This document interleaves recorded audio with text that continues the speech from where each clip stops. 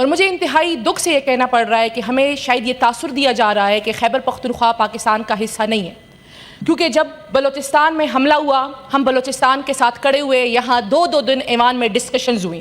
جب اسلام آباد میں 2 خودکش حملے ہوئے، یہاں 2 دن ڈسکشنز ہوئی اور ہم اسلام آباد کے ساتھ کھڑے رہے. جب کراچی میں گل پلازا میں آگ لگی، یہاں 2 دن ڈسکشنز ہوئی، ہم کراچی کے ساتھ کھڑے ہوئے. لیکن خیبر پختونخوا میں اس ٹائم آگ اور خون کی ہولی کھیلی جا رہی ہے. خیبر پختونخوا میں اس ٹائم 3 بڑے حملے ہو چکے ہیں.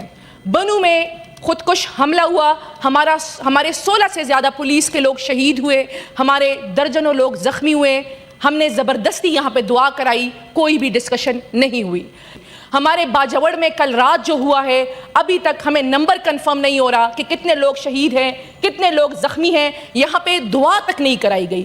ہمارے 40 سے زیادہ ڈرون اٹیکس ہوئے ہیں خیبر پختونخوا میں، جس میں سویلینز کولیٹرل ڈیمیج کی مد میں شہید اور زخمی ہو رہے ہیں. عورتیں بے پردہ ہو رہی ہیں، بچے شہید ہو رہے ہیں. لیکن یہاں پہ نہ کوئی ڈسکشن ہوئی، نہ کوئی دعا ہوئی، نہ کوئی وہ آپ کہہ سکتے ہیں کسی نے فرصت ہی نہیں سمجھی کہ ہم ایک مرتبہ بات ہی کر لے کہ وہ اس ملک کے شہری ہیں اور اس ملک کے شہریوں کے ساتھ یہ ہو رہا ہے. خیبر پختونخوا نے اس ملک کے امن کے لیے کئی دہائیوں سے قیمت چکائی ہے، اب بھی چکا رہا ہے. خدارا خیبر پختونخوا کو بھی اس ملک کی ایک اکائی سمجھے، خیبر پختونخوا کے درد اور دکھ میں بھی شامل ہو. اگر آپ سمجھتے ہیں کہ وہاں عمران خان کی حکومت ہے، وہاں پاکستان تحریک انصاف کی حکومت ہے، تو آپ اس کو کوئی توجہ ہی نہیں دیں گے.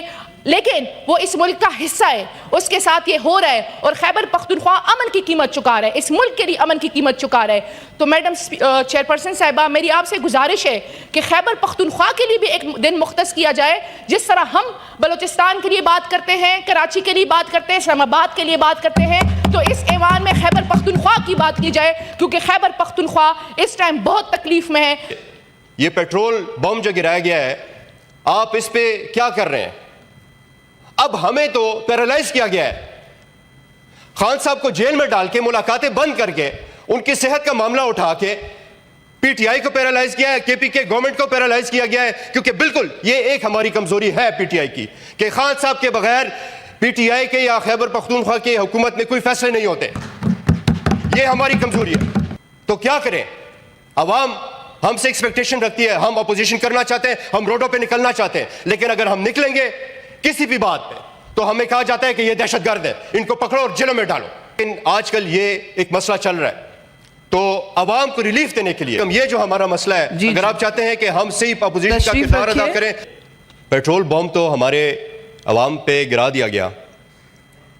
150 ارب گورنمنٹ نے وصول کرنے پیٹرول ٹیکس کی مد میں، لیوی کے مد میں. ابھی تک ہمیں پتہ نہیں چلا کہ حکومت نے حاصل کیا کیا ہے اس میں. اور جس طرح باقی دوستوں نے بات کی ہے، یہ مختلف بازار اور بزنسز بند کر کے اور بھی نقصان دے رہے ہیں لوگوں کو، عوام کو. مجھے پتہ چلا ہے کہ اس آسٹیریٹی میجر سے تقریباً 4-5 ارب روپے کے شاید حکومت نے کوئی سیونگ کی ہے. اور دوسری طرف اتنا بڑا نقصان.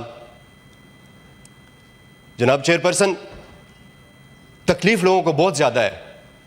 ہمارا حکومت کا مقصد یہ ہونا چاہیے کہ آپ لوگوں کا بزنس بڑھائیں، میگنیچیوڈ بڑھائیں، آپ لوگوں کے بزنس کے والیوم بڑھائیں، آپ ٹیکس ریٹ کم کریں، آپ لیویز کم کریں. جب والیوم بڑھے گا آپ کے پاس زیادہ ریونیو آئے گا. لیکن اس طرح سے تو جو آلریڈی آپ کے پاس ریونیو آ رہا ہے، ابھی آپ کو شارٹ ٹرم میں تو آ جائے گا، لیکن کل کو پھر آپ کو بہت زیادہ مشکلات ہوں گی.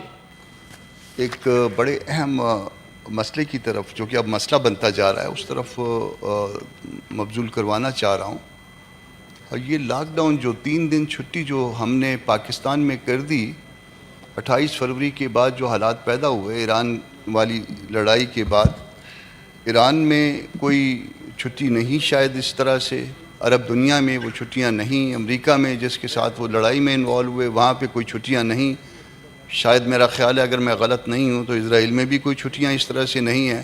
ہم اللہ کی فضل سے 3 دن جو ہے چھٹیاں کرتے ہیں، چوتھے دن ویسے ہمارا دل نہیں کرتا کام پہ جانے کے لیے. یہ تقریباً ہم پورا ہفتہ جو ہے چھٹیوں کے موڈ پہ جو ہے یہ پاکستان چل رہا ہے.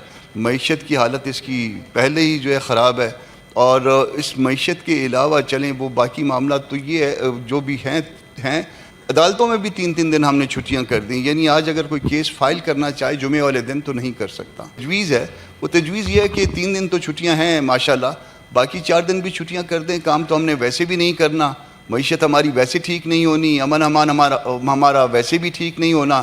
میری بہن ابھی جو ہے وہ خیبر پختونخوا کا رونا رو رہی تھی، اور ساتھ رونا تو اپنا رو رہی تھی، ساتھ ہمیں بھی جو ہے نا رگڑ رہی تھی کہ بلوچستان پہ بات ہوتی ہے۔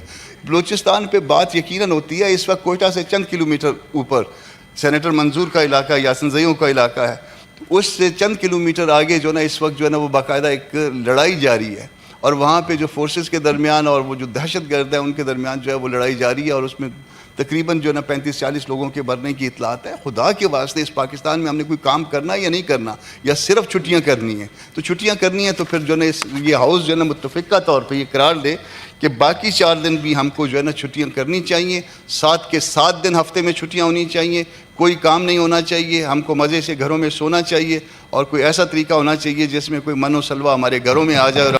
ناظرین، پاکستان کی سینٹ میں مشال یوسف زئی کی حالیہ تقریر نے ملک میں امن و امان اور دہشت گردی کے بڑھتے ہوئے واقعات پر ایک نئی بحث چھیڑ دی۔ اپنی تقریر میں مشال یوسف زئی نے کہا کہ جب بلوچستان، اسلام آباد یا کراچی میں کوئی بڑا سانحہ پیش آتا ہے تو پورا ایوان متاثرہ علاقوں کے ساتھ اظہار یکجہتی کرتا ہے اور ان کے لیے دعائیں بھی کرتا ہے، لیکن خیبر پختونخوا میں بار بار ہونے والی دہشت گرد حملوں میں ان کی طرف کوئی توجہ نہیں دی جا رہی جس کے وہ مستحق ہیں۔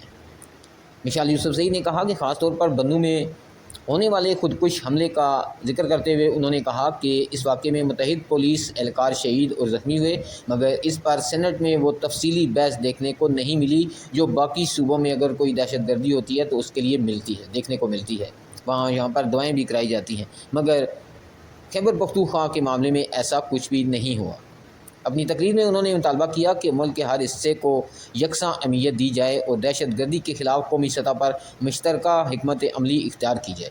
انہوں نے اس بات پر زور دیا کہ شہریوں کی جان و مال کا تحفظ ریاست کی بنیادی ذمہ داری ہے اور ہر سانحے پر بلا امتیاز توجہ دی جانی چاہیے۔